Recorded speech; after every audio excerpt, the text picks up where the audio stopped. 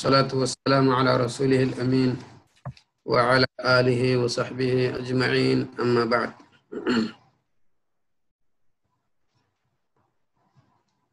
دین کے اصول و مراتب اس کتاب سے متعلق ہم نے پہلا اصول جو ہے الحمدللہ پڑھ لیا ہے۔ اب اس کے بعد دوسرے اصول میں داخل ہونے جا رہے ہیں۔ دوسرا اصول نبی کی معرفت، یعنی نبی کریم صلی اللہ علیہ وسلم، محمد صلی اللہ علیہ وسلم کو جاننا، یعنی آپ صلی اللہ علیہ وسلم کی سیرت، آپ کے اخلاق، آپ کے اوصاف، آپ کی شریعت، آپ کے اصحاب، آپ سے متعلق ان ساری باتوں کو جاننا، یہ آپ کی معرفت یا آپ کی سیرت کو جاننے سے متعلق باتیں ہیں، یا دوسرا اصول ہے اسلام کا۔ آپ کے بارے میں جاننے سے متعلق جیسا کہ ہم نے پہلے اصول میں پڑھا کہ جس طریقہ سے سارے اصولوں کو جاننا ضروری ہے، ان میں اس اصول کو جاننے کا جو فائدہ یا سبب اور اہمیت یہ ہے کہ قبر کے اندر نبی کریم صلی اللہ علیہ وسلم، محمد صلی اللہ علیہ وسلم سے متعلق بھی سوال ہوگا،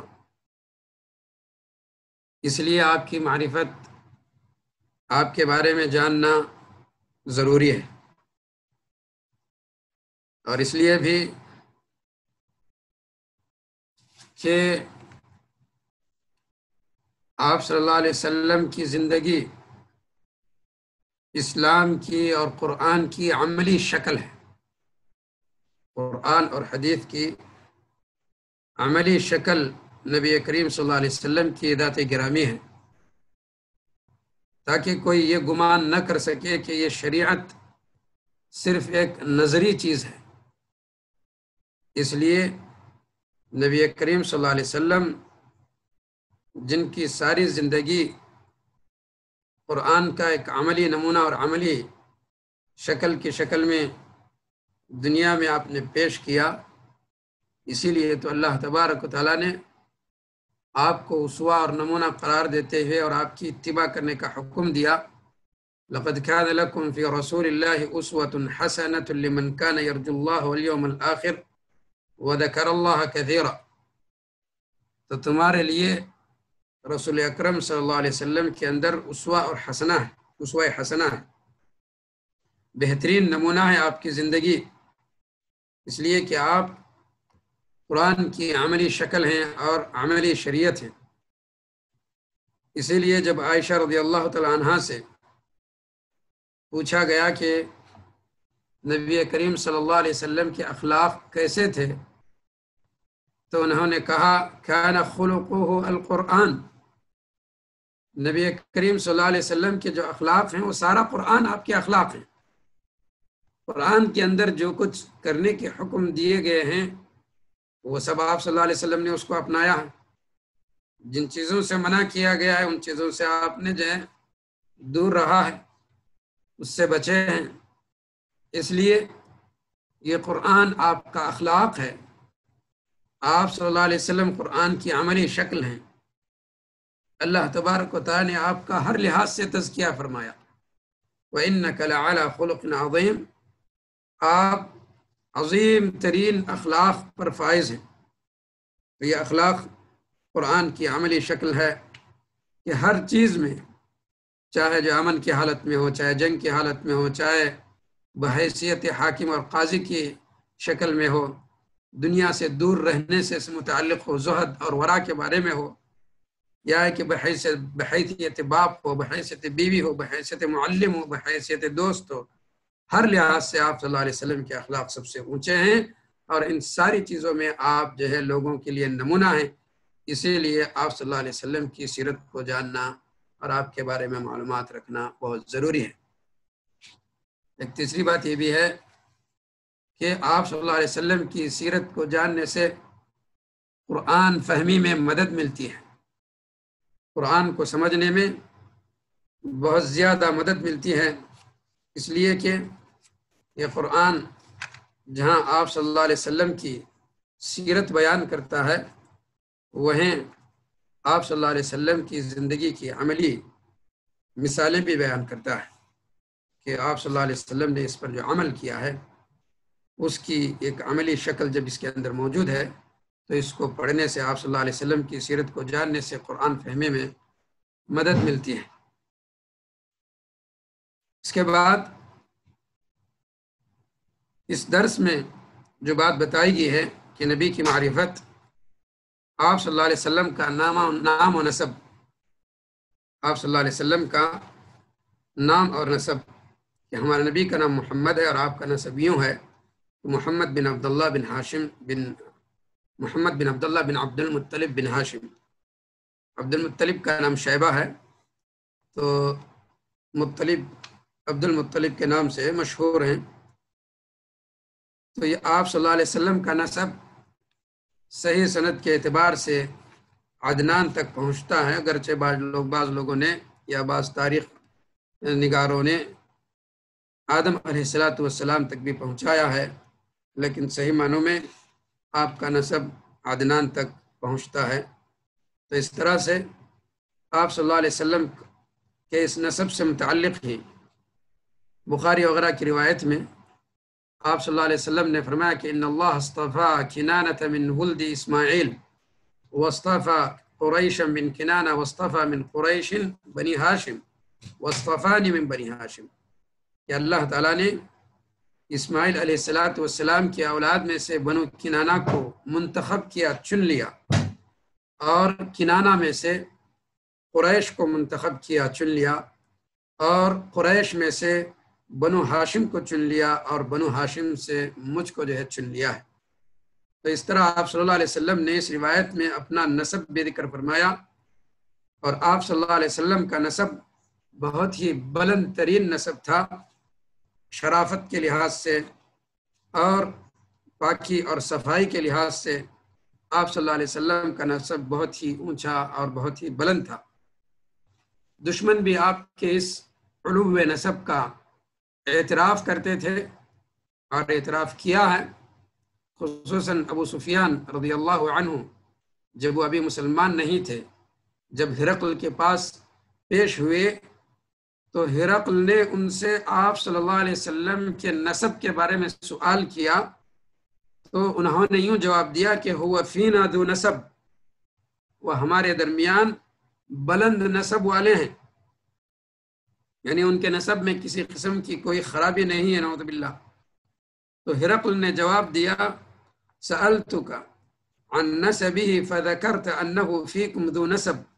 فكذلك الرسل تبعث في نسب قومها،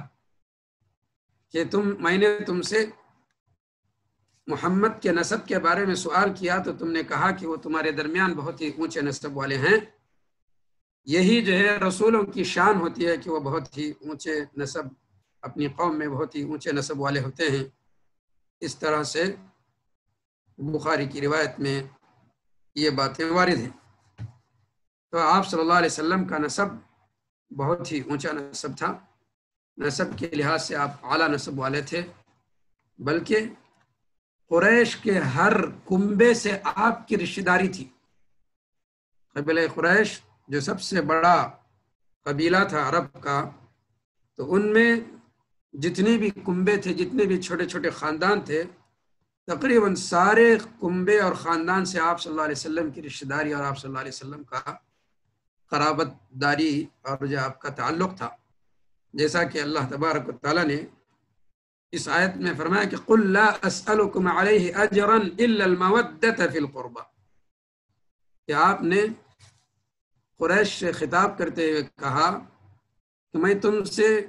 اپنی اس دعوت توحید کے نشر و اشاعت پر کوئی اجر طلب نہیں کرتا، کوئی معاوضہ طلب نہیں کرتا، سوائے رشتہ داری کے، یعنی تم رشتہ داری عطا کرو، میری مخالفت نہ کرو۔ تو اس آیت کی تفسیر سے متعلق ابن عباس رضی اللہ عنہ کہتے ہیں، جیسا کہ بخاری میں وارد ہے، کہ رسول اکرم صلی اللہ علیہ وسلم کا قریش کے ہر کنبے سے تعلق تھا، ہر کنبے سے آپ کی رشتہ داری تھی۔ تو اس طرح سے آپ صلی اللہ علیہ وسلم کا تعلق بہت ہی اونچے خاندان سے تھا، اور آپ قریش کے ہر کنبے سے آپ کا تعلق تھا۔ اور ویسے بھی آپ صلی اللہ علیہ وسلم جس زمانے میں نبی بنا کر کے بھیجے گئے، چاہے ماضی کے اعتبار سے ہو چاہے مستقبل کے اعتبار سے ہو، آپ کا زمانہ بہت ہی بہترین زمانہ تھا۔ جیسا کہ بخاری ہی کی ایک روایت میں نبی کریم صلی اللہ علیہ وسلم نے فرمایا، بعثت من خیر قرون بنی آدم، بعثت من خیر قرون بنی آدم قرنا فقرن حتی من القرن الذي كنت فيه، کہ بنو آدم کی جتنی صدیاں یا جتنے زمانے گزرے ہیں ان میں سب سے بہترین زمانے میں میں جو ہے موجود ہوں۔ تو ماضی کے اعتبار سے ایک زمانہ گزرتے گزرتے گزرتے بہترین زمانے میں آپ صلی اللہ علیہ وسلم پیدا ہوئے، اور آپ صلی اللہ علیہ وسلم کا زمانہ بہت ہی بہترین زمانہ تھا، ماضی کے لحاظ سے بھی اور مستقبل کے لحاظ سے بھی۔ اس لیے اور ایک روایت میں نبی کریم صلی اللہ علیہ وسلم نے فرمایا، خیر الناس قرنی ثم الذین یلونہم ثم الذین یلونہم، لوگوں میں سب سے بہترین زمانہ یا لوگوں کا سب سے بہترین زمانہ میرا زمانہ ہے، میری صدی ہے۔ تو یہ آپ صلی اللہ علیہ وسلم کی شان ہے کہ آپ صلی اللہ علیہ وسلم زمانے کے اعتبار سے بھی بہترین زمانے میں نبی بنا کر کے مبعوث ہوئے، اور شخصیت کے اعتبار سے بھی آپ صلی اللہ علیہ وسلم اللہ تبارک و تعالیٰ کے نزدیک بہت ہی بلند ترین رتبے اور مرتبے والے تھے۔ اسی لیے اللہ تبارک و تعالیٰ نے آپ کو نبی کے نبوت کے لیے انتخاب کیا، نبوت کے لیے چن لیا، جیسا کہ اللہ تبارک و تعالیٰ کا فرمان ہے، اللہ اعلم حیث یجعل رسالتہ، کہ اللہ تبارک و تعالیٰ سب سے زیادہ جانتا ہے کہ اپنی رسالت کن کو دے۔ تو آپ صلی اللہ علیہ وسلم کو اللہ تبارک و تعالیٰ نے، محمد صلی اللہ علیہ وسلم کو اللہ تبارک و تعالیٰ نے اپنی رسالت کے لیے منتخب کیا۔ تو یہ آپ اللہ تبارک و تعالیٰ کا فضل ہے آپ پر، اور پھر جو ہے آپ صلی اللہ علیہ وسلم سب سے بہترین شخصیت اور بہترین جو ہے انسان تھے جو نبوت کے لائق تھے۔ اس سے متعلق بہت سی احادیث بھی ہیں جس میں نبی کریم صلی اللہ علیہ وسلم کو جو نبوت کے لیے انتخاب کیا گیا ہے اس سے پتہ چلتا ہے کہ آپ صلی اللہ علیہ وسلم سب سے پاک دل والے اور سب سے بہترین دل والے تھے۔ غرض آپ صلی اللہ علیہ وسلم نسب کے اعتبار سے، زمانے کے اعتبار سے اور شخصیت کے اعتبار سے بہت ہی بہترین تھے۔ یہ آپ صلی اللہ علیہ وسلم کی سیرت کا ایک حصہ ہے۔ آپ صلی اللہ علیہ وسلم 40 سال کی عمر میں نبی بنے۔ اللہ نے آپ پر نبوت کا اور وحی کا سلسلہ شروع فرمایا، جس کا آغاز سورہ اقراء کی ابتدائی آیتیں، اقرأ بسم ربک الذی خلق خلق الانسان من علق اقرأ وربک الاکرم الذی علم بالقلم علم الانسان ما لم يعلم، یہ آیتیں سب سے پہلی آیتیں تھیں جن کے ذریعے سے نبی کریم صلی اللہ علیہ وسلم کو نبوت سے سرفراز کیا گیا۔ آپ صلی اللہ علیہ وسلم کی عمر 63 سال تھی۔ 40 سال نبوت سے پہلے آپ کی زندگی رہی، اور 23 سال نبوت کی زندگی تھی۔ ان میں بھی 13 سال مکہ میں گزرے اور 10 سال مدینہ منورہ میں گزرے۔ بخاری اور مسلم کی روایت میں ابن عباس رضی اللہ تعالیٰ عنہ سے مروی ہے،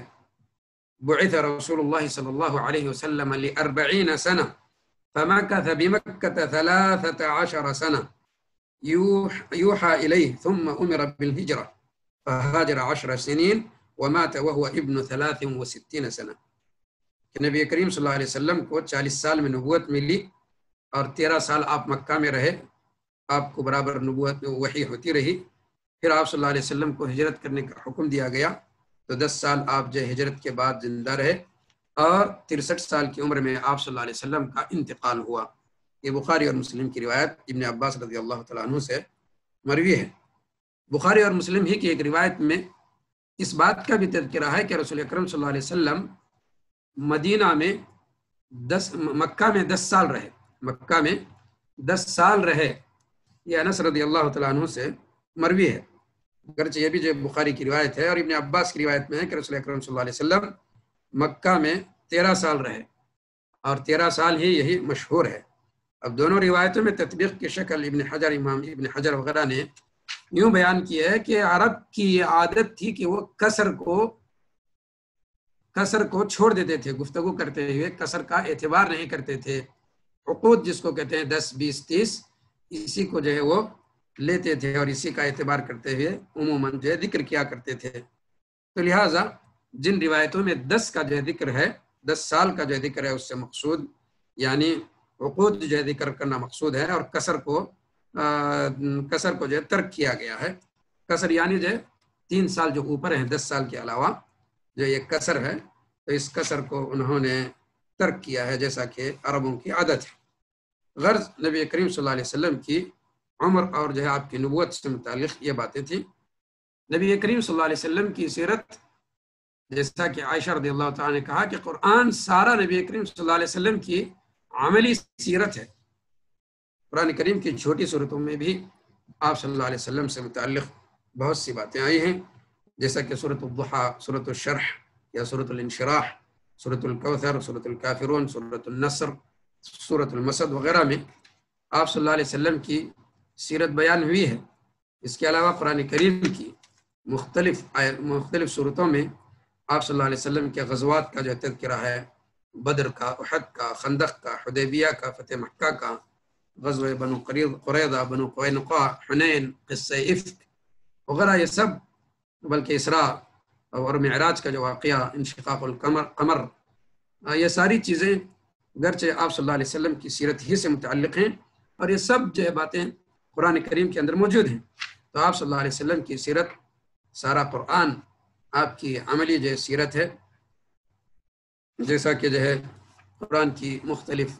آیات اور مختلف احادیث میں بھی جو ہے ذکر ہے. اللہ تبارک و تعالیٰ نے آپ کے بارے میں فرمایا،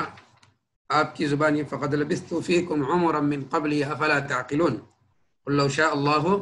ما تلوته علیکم ولا ادراکم به فقد لبثت فیکم عمرا من قبله افلا تعقلون. جب لوگوں نے آپ صلی اللہ علیہ وسلم کو 40 سال نبوت سے پہلے کی زندگی میں اچھی طریقہ سے جانا ہے، آپ کے اخلاق کو، آپ کی امانت داری کو، آپ کی سیرت کو جانا ہے، تو اسی سیرت کا حوالہ دیتے ہوئے یہاں بیان کیا گیا کہ میں تمہارے درمیان ایک مدت یعنی جو 40 سال گزارے، کیا تم جانتے نہیں کہ جیسے ہی میں نے نبوت کا اعلان کیا، یعنی نبوت کے اعلان کرنے کے بعد آپ صلی اللہ علیہ وسلم کو اور آپ صلی اللہ علیہ وسلم کی سیرت پر کسی قسم کا قدغن لگانے کی انہیں جرأت نہیں ہوئی. ہاں، لیکن جو ہے انہوں نے آپ کو ساحر اور مجنون وغیرہ کہا، تو آپ صلی اللہ علیہ وسلم اسی کی طرف اشارہ کرتے ہوئے کہا کہ جو ہے میں نے تو تمہارے درمیان 40 سال گزارے، تم میری سیرت کو جانتے ہو، پھر جو ہے اس کتاب اور پھر جو ہے نبوت کے آنے کے بعد تم اس کو کیوں جھٹلاتے ہو اور مجھے کیوں جو ہے غلط ٹھہراتے ہو. تو اس قسم کی باتوں سے نبی کریم صلی اللہ علیہ وسلم کی جو سیرت ہے وہ قرآن کریم کے اندر موجود ہے، قرآن کریم میں مذکور ہے. اس باتوں کی طرف، اسی بات کی طرف جو ہے اشارہ ہے. غرض نبی کریم صلی اللہ علیہ وسلم جو آپ کی سیرت یا آپ کی معرف، آپ کی ذات سے متعلق اور آپ کی سیرت سے متعلق جو باتیں جاننا ضروری ہیں، ان میں سے ایک بات یہ بھی ہے کہ آپ صلی اللہ علیہ وسلم کی دعوت، جیسے سارے انبیاء توحید کی اشاعت کے لیے، اس کی تبلیغ کے لیے مبعوث ہوئے، اسی طریقہ سے آپ صلی اللہ علیہ وسلم بھی وہی پیغام لے کر کے اس دنیا میں آئے، جیسا کہ اللہ کے رسول صلی اللہ علیہ وسلم کی زبانی اللہ تبارک و تعالیٰ نے اس بات کا اعلان کرنے کے لیے کہا، قل ما كنت بدعا من الرسل، میں جو ہے کوئی نیا رسول نہیں ہوں، جو کچھ سابقہ انبیاء اور رسول گزرے ہیں انہی کی دعوت کو لے کر کے میں آیا ہوں. چنانچہ آپ صلی اللہ علیہ وسلم سے اللہ تبارک و تعالیٰ نے جو ابتدائی آیات نازل فرمائی، ان میں فرمایا، یا ایھا المدثر قم فانذر وربک فکبر وثیابک فطہر والرجز فہجر ولا تمنن تستکثر ولربک فاصبر. تو یہ سورہ مدثر کی جب ابتدائی آیتیں نازل ہوئی تو آپ صلی اللہ علیہ وسلم کو رسول بنایا گیا. رسول بنایا گیا یعنی جو ہے آپ کو توحید کی دعوت دینے کا حکم دیا گیا اور شرک سے لوگوں کو ڈرانے کا حکم دیا گیا. تو ان آیتوں میں اسی بات کا جو تذکرہ ہے، قم فانذر، لوگوں کو شرک سے ڈرائیے، کھڑے ہو جائیے، اٹھ جائیے اور لوگوں کو شرک سے ڈرائیے. وربک فکبر، اور اپنے رب کی بزرگی اور بڑائی بیان کیجیے، وثیابک فطہر، اور اپنے کپڑوں کو یا پھر اپنے دل کو جو پاک کیجیے، والرجز فہجر، اور بتوں کی گندگی سے اپنے آپ کو دور رکھیے، اس کو جو ہے چھوڑ دیجیے، ولا تمنن تستکثر لربک فاصبر۔ تو ان آیتوں میں اللہ تبارک و تعالی نے نبی کریم صلی اللہ علیہ وسلم کو دعوت دینے کا حکم دیا، اور یہی آپ کی دعوت تھی کہ توحید کی طرف لوگوں کو دعوت دینا اور شرک سے لوگوں کو ڈرانا،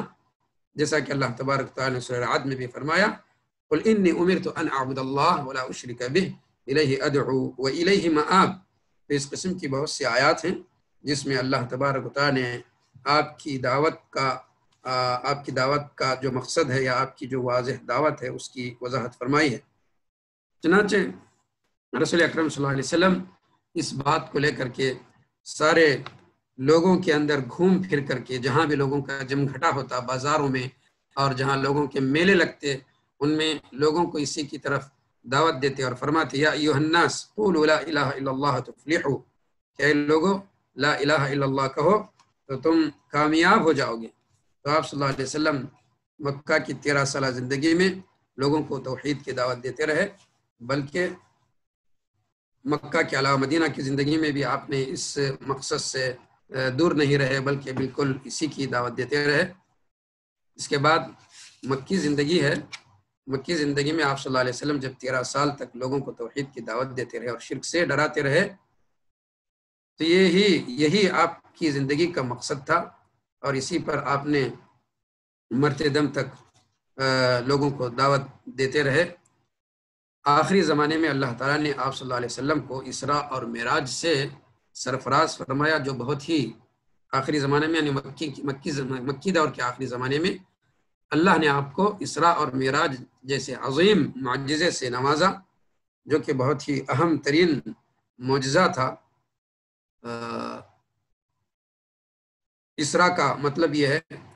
کہ راتوں رات مکہ سے بیت المقدس کا سفر اللہ تبارک و تعالیٰ نے آپ کو کروایا،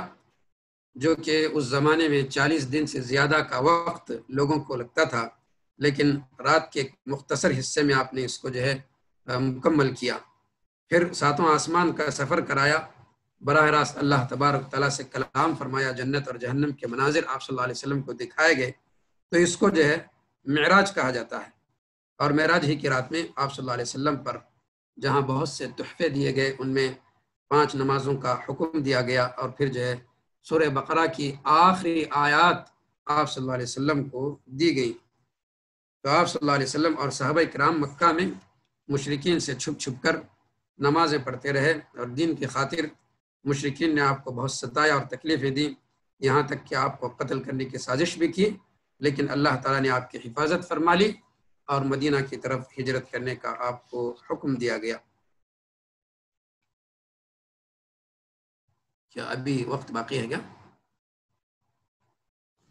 10 منٹ ہیں شاید۔ اچھا، تو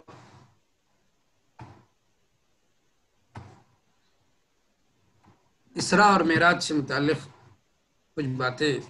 ضروری ہیں جس کی وضاحت کر دی جائے۔ اسراء اور معراج جیسا کہ رسول اکرم صلی اللہ علیہ وسلم کا ایک اہم ترین معجزہ ہے، اس کے بارے میں جو باتیں کتب حدیث کے اندر اور سیرت کی کتابوں میں آتی ہیں، اس میں سے ایک اہم مسئلہ ہے کہ رسول اکرم صلی اللہ علیہ وسلم کے لیے یہ جو معراج ہوئی، اس اسراء اور معراج ہوا، یہ آپ کے جسم کے ساتھ تھا یا صرف روح کے ساتھ تھا؟ تو اہل سنت والجماعت نے اس بات کی واضح طور پر تفصیل بیان کی ہے کہ یہ آپ صلی اللہ علیہ وسلم کو یہ معجزہ جو ہے جسم اور روح کے ساتھ عطا کیا گیا تھا، جسم اور روح کے ساتھ آپ کی معراج ہوئی تھی، جس کے بہت سے دلائل ہیں، جن میں سے اور جسم اور روح کے ساتھ اور بیداری کی حالت میں ہوا تھا اور نیند کی حالت میں نہیں ہوا تھا، جسم اور روح کے ساتھ بیداری کی حالت میں اور نیند کی حالت میں نہیں تھا۔ اس کی دلیل یہ ہے کہ اللہ تبارک و تعالیٰ نے جہاں اسراء کا ذکر فرمایا تو فرمایا سبحان الذی اسری بعبدہ لیلا من المسجد الحرام الى المسجد الاقصى الذي باركنا حوله لنريه من آیاتنا انه هو السمیع البصیر۔ تو یہاں اللہ تبارک و تعالیٰ نے بعبدہ ہی کہا، اور عبد جو ہے روح اور جسم کا جو مجموعہ ہے، اس لیے اللہ تبارک و تعالیٰ نے یہاں جس بات کا، جس عبد کا جو تذکرہ کیا ہے، تو اس سے اہل علم کہتے ہیں کہ عبد سے مقصود روح اور جسم کا مجموعہ ہے، لہٰذا آپ کو اسراء اور معراج روح اور جسم کے ساتھ ہوئی تھی اور بیداری کی حالت میں ہوئی تھی۔ اللہ نے فرمایا کہ سبحان الذی اسریٰ، یعنی یہ تسبیح اللہ تبارک و تعالیٰ نے جو تسبیح فرمائی، یہ عظیم کاموں کے وقت اللہ تبارک و تعالیٰ نے تسبیح جو ہے بیان فرمائی، چونکہ اسراء ایک عظیم واقعہ تھا، اس لیے اس وقت اس بات کی وضاحت اور اس تسبیح کرنا اس بات کی دلیل ہے کہ یہ چیز جسم اور روح کے ساتھ ہوئی تھی، اور اگر یہ خواب میں ہوتی تو کوئی جو ہے بڑی شان والا اور بڑی عظمت والا کام اور تعجب کا جو ہے کوئی کام نہیں ہوتا تھا۔ اس لیے اس میں بھی اس بات کی وضاحت ہے کہ تسبیح عظیم امور کے وقت ہی ہوتی ہے، اس لیے اس سے اس بات کا پتہ چلتا ہے کہ آپ صلی اللہ علیہ وسلم کو جسم اور روح کے ساتھ ہی معراج ہوئی تھی۔ اسی بات کی تائید اللہ تبارک تعالیٰ نے اس آیت میں بیان فرمایا کہ ما زاغ البصر وما طغى، سورہ نجم کی اس آیت کے اندر فرمایا کہ ما زاغ البصر وما طغى، یعنی رسول اکرم صلی اللہ علیہ وسلم نے معراج میں جو کچھ دیکھا اس میں آپ کی نگاہیں یعنی دور نہیں ہوئی، ہٹی نہیں۔ تو اس سے یہ معلوم ہوتا ہے کہ اہل علم کہتے ہیں کہ چونکہ بصر یہ انسان کے جسم کا ایک آلہ ہے، انسان کے جسم کا ایک حصہ ہے، روح کا نہیں، تو اس سے معلوم ہوا کہ آپ کو جو معراج ہوئی وہ جسم اور روح کے ساتھ ہوئی۔ اور سورہ اسراء کے اندر یہ بھی فرمائی، یہی بات فرمائی لِنُرِيَهُ مِنْ آیاتنا، یہ اسی بات کی جو تائید ہے کہ اللہ تبارک تعالیٰ نے آپ اپنی نشانیاں دکھانا چاہتا ہے اس اسراء اور معراج کے ذریعے سے۔ اور اسی صورت کے درمیان میں فرمایا وما جعلنا الرؤيا التي اريناك الا فتنة للناس والشجرة الملعونة في القرآن، کہ جو خواب یا جو الرؤیا جو ہے یہاں خواب مراد نہیں ہے، یہاں مراد رؤیت حقیقی ہے، کہ جو رؤیت ہم نے آپ کو کرائی ہے اس کی وجہ سے لوگ فتنے میں پڑ گئے، یعنی یہ لوگوں کے لیے آزمائش ہے۔ ظاہر بات ہے اگر خواب ہوتا تو یہ آزمائش کی کوئی بات نہیں تھی، اور قریش نے اس چیز کو جو جھٹلایا، اگر خواب ہوتا تو جھٹلانا کوئی جو ہے بعید بات نہیں تھی، لیکن کوئی جھٹلانے کا کوئی سبب نہیں تھا، لیکن یہ چیز قریش کے لیے فتنے کا سبب بنا، اس لیے انہوں نے اس کی تکذیب کی، اور یہ چیز ان کے لیے ایک اچنبھی تھی کہ 40 دن میں جو سفر وہ صرف بیت اللہ سے لے کر کے بیت المقدس تک کرتے تھے، اس کو نبی کریم صلی اللہ علیہ وسلم نے جب انجام دیا اللہ تبارک و تعالیٰ کے حکم سے، اللہ کی مدد سے، تو یہ چیز ان کے لیے اچنبھی تھی اور یہ چیز ان کے لیے نادر تھی، اس لیے انہوں نے اس کا انکار کیا۔ اسی طریقہ سے رسول اکرم صلی اللہ علیہ وسلم اس سفر کے لیے، جیسا کہ جبرائیل علیہ السلام نے آپ کے لیے براق کا انتخاب کیا، اور براق جو ہے آپ نے اس پر سواری کی، تو براق پر آپ کی سواری کرنا، آپ کا سواری کرنا، یہ اس بات کی دلیل ہے آپ کو جو اسراء اور معراج ہوا تھا وہ جسم اور روح کے ساتھ ہوا تھا، اور جو بیداری کی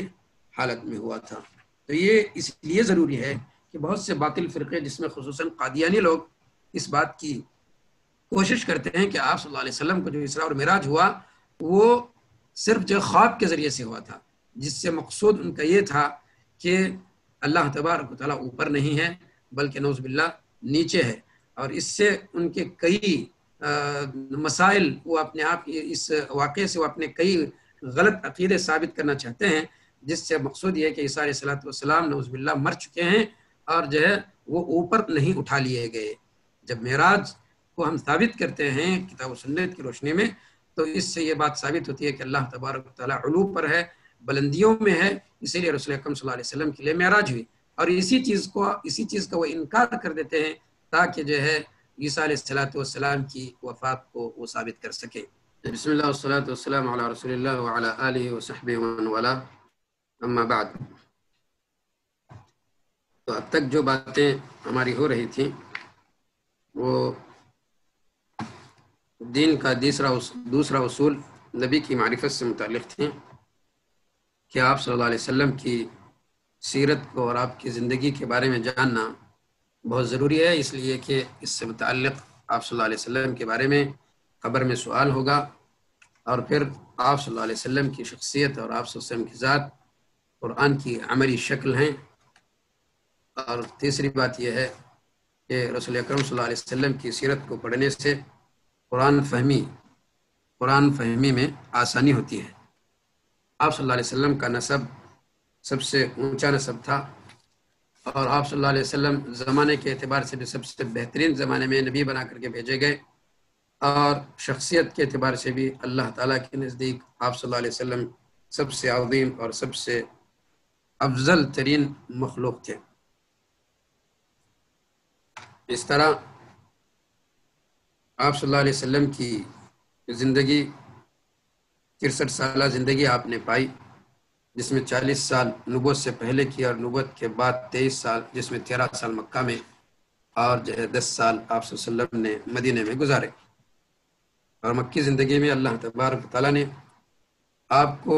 جو اہم ترین معجزہ قرآن کے علاوہ نصیب فرمایا، وہ اسراء اور معراج کا جو سفر تھا، جو کہ جسم اور روح کے ساتھ بیداری کی حالت میں اللہ نے آپ کو عطا فرمایا۔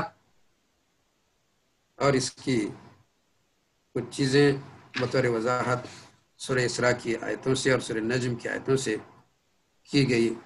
اور جس کے اندر جو دلائل ہیں، اور ویسے احادیث کے اندر بہت سی احادیث میں، صحیح احادیث کے اندر اس کی بے شمار جو تفاصیل ہیں، اس سے اس بات کا بالکل یہ بات بالکل واضح ہو جاتی ہے کہ آپ صلی اللہ علیہ وسلم کو جو معراج ہوئی تھی، اسراء ہوا تھا، وہ جسم اور روح کے ساتھ بیداری کی حالت میں ہوا تھا۔ مدینے میں آپ صلی اللہ علیہ وسلم 13 سال گزارے۔ اس کے بعد جب یہاں آزادی کے ساتھ اللہ تبارک تعالیٰ، مکہ میں آپ صلی اللہ علیہ وسلم نے 13 سال زندگی گزاری، نبوت کی زندگی۔ جب آزادی کے ساتھ یہاں عبادت کرنا، اللہ تبارک تعالیٰ کی عبادت کو انجام دینا مشکل ہو گیا، تو اللہ تبارک تعالیٰ نے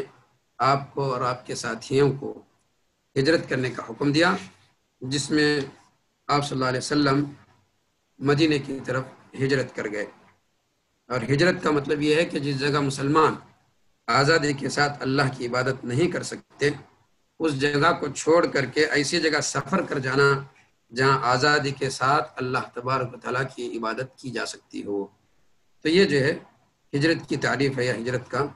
مفہوم ہے۔ نبی کریم صلی اللہ علیہ وسلم جب مدینہ میں پہنچے تو سب سے پہلے آپ نے ایک مسجد بنائی جس کا نام مسجد نبوی ہے،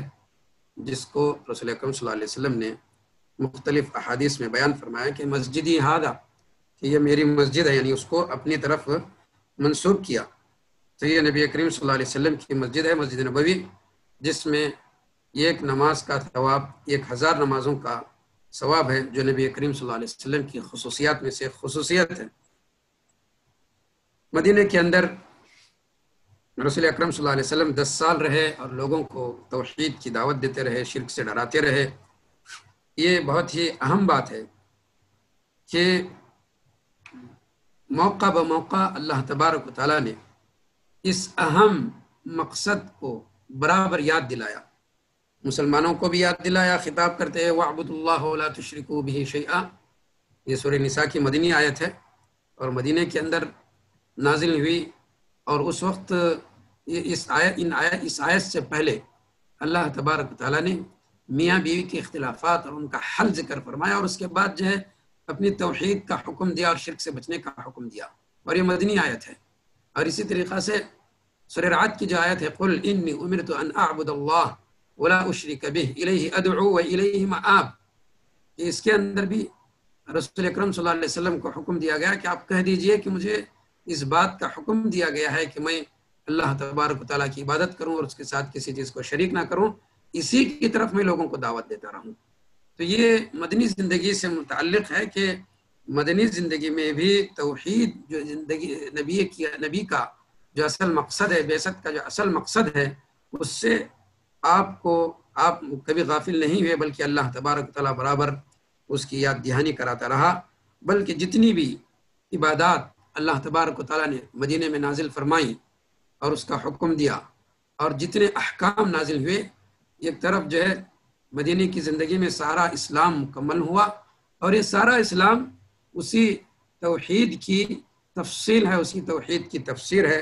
جو حقوق وغیرہ کی شکل میں اللہ تبارک تعالیٰ کے حقوق کی شکل میں بیان ہوئے ہیں۔ تو اس طریقہ سے رسول اکرم صلی اللہ علیہ وسلم پر 10 سالہ مدنی زندگی میں اسلام کے دیگر احکام نازل ہوئے، جس میں نماز کی تفصیلات، طہارت، زکوٰۃ، روزہ، حج، اذان، امر بالمعروف نہی عن المنکر وغیرہ۔ 10 سال کے بعد آپ صلی اللہ علیہ وسلم کا انتقال ہو گیا۔ تو یہ مدنی زندگی کے 10 سال گزارنے کے بعد آپ صلی اللہ علیہ وسلم کا انتقال ہو گیا، اور آپ کی موت کی دلیل یہ ہے کہ اللہ تبارک و تعالیٰ نے قرآن کریم میں ایک سے کئی جگہ فرمایا انک میت و انہم میتون، بے شک آپ بھی مرنے والے ہیں اور لوگ بھی مرنے والے ہیں۔ تو آپ صلی اللہ علیہ وسلم چونکہ ایک انسان تھے، اس لحاظ سے رسول اکرم صلی اللہ علیہ وسلم کو بھی ویسے ہی موت آئی جس طریقہ سے دیگر انسانوں کو موت آتی ہے اور موت آئی ہے، بلکہ دیگر انبیاء کو بھی جو ہے موت آئی ہے۔ آپ کے انتقال کے بعد آپ کو جو ہے باقاعدہ غسل دیا گیا، آپ کو کفن پہنایا گیا، نماز جنازہ ادا کی گئی، آپ کے لیے لحد جو ہے قبر کھودی گئی۔ یہ ساری چیزیں اس بات کی دلیل ہیں کہ آپ صلی اللہ علیہ وسلم بھی عام انسانوں کی طرح ہی ایک انسان تھے، لیکن اللہ تبارک و تعالیٰ نے نبوت کے ذریعے سے آپ کو بہت عظیم مقام عطا کیا تھا۔ تو یہ چیز بہت ہی اہم ترین ہے، جس کی تفاصیل احادیث کے اندر جو موجود ہیں، سیرت کے اندر بھی جو موجود ہیں کہ آپ صلی اللہ علیہ وسلم کو یعنی جو ہے جو غسل دیا گیا، کفن دیا گیا، جنازے کی نماز پڑھی گئی، آپ کے لیے قبر کھودی گئی۔ تو اس کی جو تفاصیل ہیں یہ اس بات پر دلالت کرتی ہیں کہ رسول اکرم صلی اللہ علیہ وسلم بھی آپ عام انسانوں کی طرح ہی ایک انسان تھے، لیکن نبوت کی وجہ سے آپ کو بہت ہی عظیم ترین مقام حاصل ہوا تھا۔ اس کے بعد نبی کریم صلی اللہ علیہ وسلم کی بعض خصوصیات، کتاب کے اندر صرف 2 خصوصیات یا 3 خصوصیات ذکر کی گئی ہیں کہ آپ صلی اللہ علیہ وسلم تمام انسانوں کے رسول ہیں۔ یہ آپ صلی اللہ علیہ وسلم کی خصوصیت ہے۔ گزشتہ انبیاء خاص قوم کی طرف یا خاص قبیلے کی طرف مبعوث ہوتے تھے، نبی بنا کر کے بھیجے جاتے تھے، لیکن محمد صلی اللہ علیہ وسلم کو اللہ تبارک و تعالیٰ نے ساری انسانیت کی طرف، قیامت تک آنے والے لوگوں کی طرف نبی بنا کر کے بھیجا ہے۔ اللہ تعالیٰ نے فرمایا کہ یا ایھا الناس انی رسول اللہ الیکم جمیعا، اے لوگو یقیناً میں تمہاری طرف، تم تمام لوگوں کی طرف اللہ کا رسول ہوں۔ اور اللہ نے فرمایا وما ارسلناک الا کافۃ للناس بشیرا ونذیرا ولکن اکثر الناس لا یعلمون، اور ہم نے آپ کو تمام لوگوں کی طرف رسول بنا کر کے بھیجا ہے، بشیر اور نذیر بنا کر کے بھیجا ہے، لیکن اکثر لوگ اس کو جانتے نہیں۔ اور اللہ نے فرمایا تبارک الذی نزل الفرقان علی عبدہ لیکون للعالمین نذیرا، بابرکت ہے وہ ذات جس نے اپنے بندے پر قرآن کو نازل فرمایا، لیکون للعالمین نذیرا، تاکہ آپ سارے عالموں کے لیے نذیر بن جائیں، نذیر بنا کر کے جو ہے بھیجے گئے ہیں۔ تو ان آیتوں سے یہ بات معلوم ہوتی ہے کہ رسول اکرم صلی اللہ علیہ وسلم کی خصوصیت یہ ہے کہ آپ تمام انسانوں کے لیے رسول بنا کر بھیجے گئے ہیں، اور مختلف احادیث بھی اس سلسلے میں ہیں۔ اور دوسری خصوصیت یہ ہے کہ آپ صلی اللہ علیہ وسلم کے بعد قیامت تک کوئی نبی آنے والا نہیں ہے، اس لیے کہ رسول اکرم صلی اللہ علیہ وسلم آخری رسول اور آخری نبی ہیں، جیسا کہ اللہ نے فرمایا کہ ما کان محمد ابا احد من رجالکم ولکن رسول اللہ وخاتم النبیین، کہ آپ صلی اللہ علیہ وسلم اللہ کے رسول ہیں اور خاتم النبیین ہیں، نبوت کا سلسلہ آپ پر جو ہے ختم ہو گیا۔ ایک چوتھی خصوصیت یا تیسری خصوصیت یہاں پر یہ بیان کی گئی ہے کہ جب بھی نبی کریم صلی اللہ علیہ وسلم کا ذکر ہو تو آپ صلی اللہ علیہ وسلم پر درود پڑھنا چاہیے، صلی اللہ علیہ وسلم کم سے کم کہنی چاہیے۔ تو یہ 3 باتیں ہیں یا 3 خصوصیات یہاں پر جو ہے ذکر کی گئی تھی۔ ویسے نبی کریم صلی اللہ علیہ وسلم کی خصوصیات بہت سے ہیں، اہل علم نے مستقل کتابیں اس سلسلے میں لکھی ہیں، جن میں امام ابن حجر کی ایک کتاب الانوار بخصائص النبی المختار، اور امام سیوطی کی مشہور کتاب الخصائص الکبریٰ یا الخصائص النبویہ الکبریٰ کے نام سے ہے، اور دیگر جو ہے پرانی اور جو ہے نئی کتابیں بھی آپ صلی اللہ علیہ وسلم کی خصوصیات پر موجود ہیں۔ جو آپ صلی اللہ علیہ وسلم کی خصوصیات ہیں ان کا تعلق اس دنیا سے بھی ہے اور آخرت سے بھی ہے اور آپ کی امت سے بھی ہے، اور آپ کی ایسی خصوصیات بھی ہیں جو دیگر انبیاء سے ہٹ کر کے آپ کو عطا کی گئی ہیں، اور امت سے ہٹ کر کے آپ کو بھی کچھ خصوصیات عطا کی گئی ہیں۔ تو یہ ساری قسم کی خصوصیات ہیں۔ جلدی سے میں آپ کے سامنے کچھ خصوصیات جو ہے پڑھ کر کے جو ہے سناؤں گا کہ آپ کی وہ خصوصیات جن میں آپ کی امت شریک نہیں ہے۔ مثلا رسول اکرم صلی اللہ علیہ وسلم کو 100 وصال کی اجازت تھی، آپ کے لیے 4 سے زیادہ نکاح کرنے کی اجازت تھی، آپ کی آنکھ سوتی تھی لیکن جو دل نہیں سوتا تھا، آپ سے محبت کرنا واجب اور فرض اور دین کا حصہ ہے۔ آپ کے ساتھ جو شیطان تھا، جیسا کہ سارے انسانوں کے ساتھ ایک شیطان ہوتا ہے، جیسا کہ مسلم کی روایت ہے، آپ صلی اللہ علیہ وسلم کے ساتھ جو شیطان تھا، آپ نے فرمایا کہ اللہ نے مجھ پر مدد فرمائی اس کے بارے میں اور وہ مسلمان ہو گیا۔ اور شیطان آپ کی شکل اختیار نہیں کر سکتا۔ اسی طریقہ سے آپ کی خصوصیت یہ تھی کہ آپ نے فرمایا کہ میں اپنی پیٹھ کے پیچھے سے وہ چیز دیکھتا ہوں جیسے کہ جو ہے سامنے سے دیکھتا ہوں۔ اور آپ نے یہ بھی فرمایا، یعنی آپ کی خصوصیت یہ ہے کہ آپ وہ چیزیں سنتے تھے جو عام لوگ نہیں سن سکتے تھے، یعنی جو ہے قبر کا عذاب، یا پھر جو ہے اسی طریقہ سے اللہ تبارک و تعالیٰ نے 7واں آسمان کے اندر فرشتوں کی کثرت کی وجہ سے آسمانوں میں جو چرچراہٹ آتی تھی، آپ نے فرمایا کہ وہ چیز آپ نے سنی ہے۔ انی ارى ما لا ترون واسمع ما لا تسمعون اطت السماء وحق لها ان طئت، بخاری یعنی امام احمد اور ترمذی وغیرہ کی روایت ہے۔ 9ویں خصوصیت یہ ہے کہ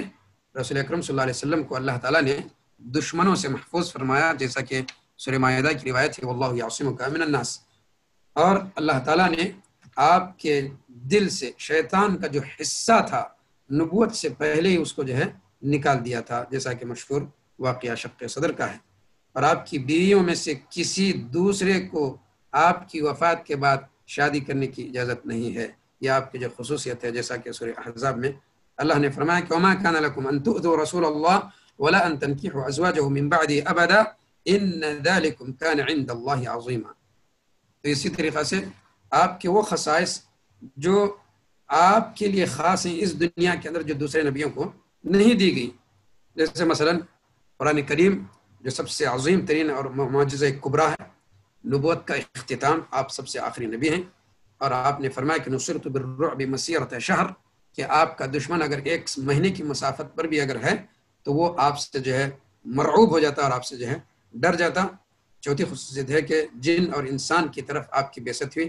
5ویں خصوصیت یہ ہے کہ آپ نے بیت المقدس میں سارے انبیاء کی امامت کی۔ 6ٹھی خصوصیت یہ ہے کہ آپ صلی اللہ علیہ وسلم امی تھے، لا یقرأ ولا یکتب، نہ لکھنا جانتے تھے اور نہ لکھنا پڑھنا جانتے تھے، لیکن سب سے زیادہ علم والے تھے، جیسا کہ اللہ تبارک تعالیٰ نے سورہ عنکبوت کی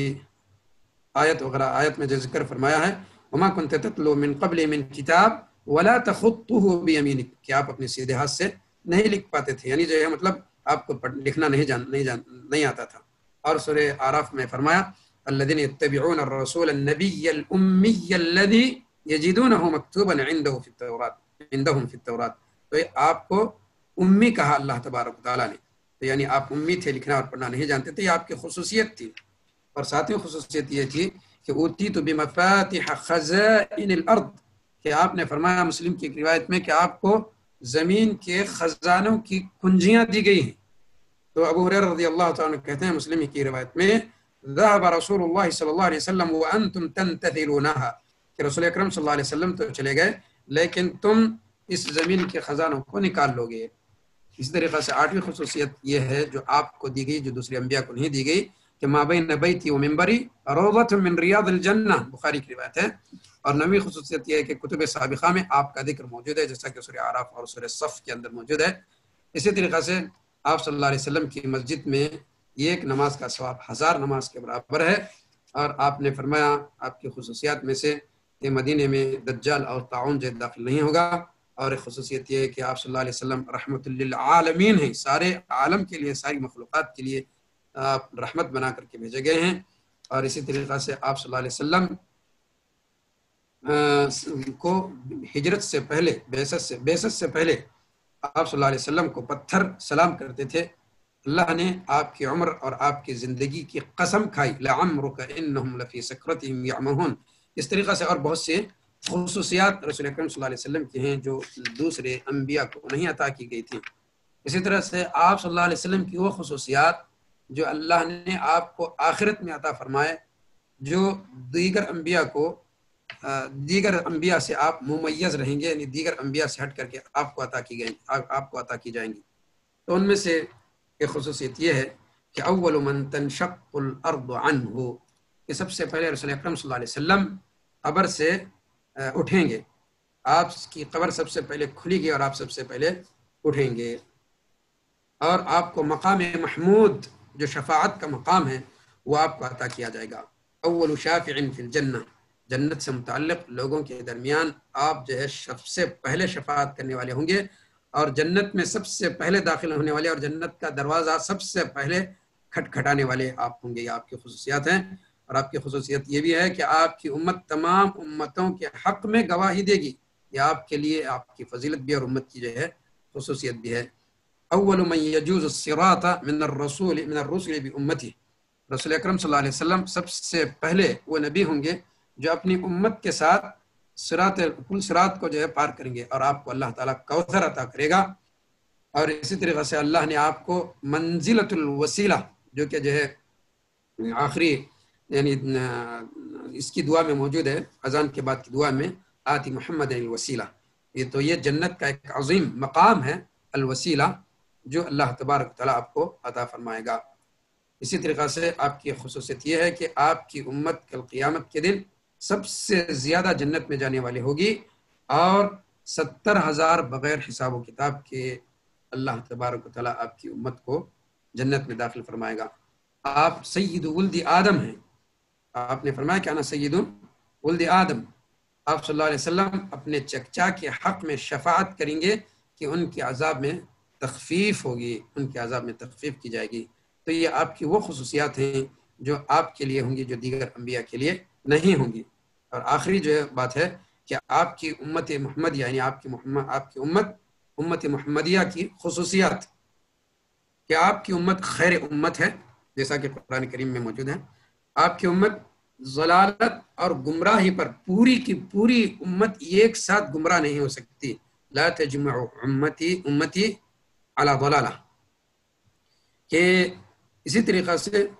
بخاری کی روایت میں ہے کہ آپ کی امت کی خصوصیت یہ ہے کہ اول الامم دخولا الی الجنہ، کہ سب سے پہلے نبی کی امت ساری امتوں میں محمد صلی اللہ علیہ وسلم کی امت جنت میں داخل ہوگی، جیسا کہ آپ نے فرمایا کہ نحن الاولون نحن الاخرون الاولون یوم القیامہ، ہم یعنی زمانے کے اعتبار سے تو دنیا میں سب سے آخر میں ہیں، لیکن قیامت کے دن سب سے پہلے جو ہے جنت میں داخل ہونے والے ہوں گے۔ اور اس امت کی خصوصیت یہ ہے کہ آپ اللہ تعالیٰ نے فرمایا کہ یہ امت وسط ہے، اور اسی طریقہ سے آپ صلی اللہ علیہ وسلم کی اس امت کے بارے میں فرمایا گیا کہ اس کے لیے ساری زمین پاک کر دی گئی ہے، جہاں بھی وقت ہو جائے نماز کا تو وہ نماز پڑھ لے۔ اور اسی طریقے سے تیمم بھی اس امت کی جو خصوصیت ہے، اور اس امت کی خصوصیت یہ ہے کہ غر محجلین، کل قیامت کے دن آثار وضو اس امت کے جو ہیں چمکتے ہوں گے، جس کے ذریعے سے رسول اکرم صلی اللہ علیہ وسلم اپنی امت کو پہچانیں گے۔ جمعہ کا جو دن ہے یہ بھی اس امت کی جو خصوصیت ہے۔ سلام اور آمین یہ بھی اس امت کی جو خصوصیت ہے۔ اسی طریقہ سے یہ امت کبھی ختم نہیں ہو سکتی، جڑ سے مکمل طور پر ختم نہیں ہو سکتی۔ اللہ تبارک تعالیٰ ایسا عذاب اس امت پر نہیں بھیجے گا کہ سب کے سب ایک ساتھ ختم ہو جائے، جیسا کہ جو ہے دیگر امتیں ختم ہوئیں۔ یہ اس امت کی جو خصوصیت ہے، جو دراصل نبی کریم صلی اللہ علیہ وسلم کی خصوصیات کے ضمن میں جو ہے ذکر کی جاتی ہیں۔ تو یہ 4 قسم کی جو خصوصیات تھیں، یہ چند خصوصیات جو آپ صلی اللہ علیہ وسلم کے لیے خاص تھیں، جو دیگر انبیاء کو نہیں دی گئی تھیں۔ چند خصوصیات وہ تھیں جو آپ کو دی گئی تھیں، جو دیگر آپ کی امت کے لوگوں میں کسی کو نہیں دی گئی تھیں۔ چند خصوصیات وہ ہیں جو آپ کو دنیا میں دی گئیں، چند خصوصیات وہ ہیں جو آپ کو آخرت میں دی گئیں یا دی جائیں گی، اور چند خصوصیات وہ ہیں جس کا تعلق یا جن کا تعلق امت سے ہے۔ تو آج کے درس سے متعلق یہی کچھ باتیں تھیں۔ اللہ تعالیٰ سے دعا ہے کہ اللہ تبارک تعالیٰ ہمیں آپ کی ذات کو اور آپ کی سیرت کو اور آپ کے شریعت کو اچھی طریقہ سے جان کر کے اس کے مطابق عمل کرنے کی توفیق اور سعادت نصیب فرمائے۔ وآخر دعوانا ان الحمد للہ رب العالمین۔ جزاكم الله خيرا. شكر الله إليك. بارك الله فيك. نفع الله بك.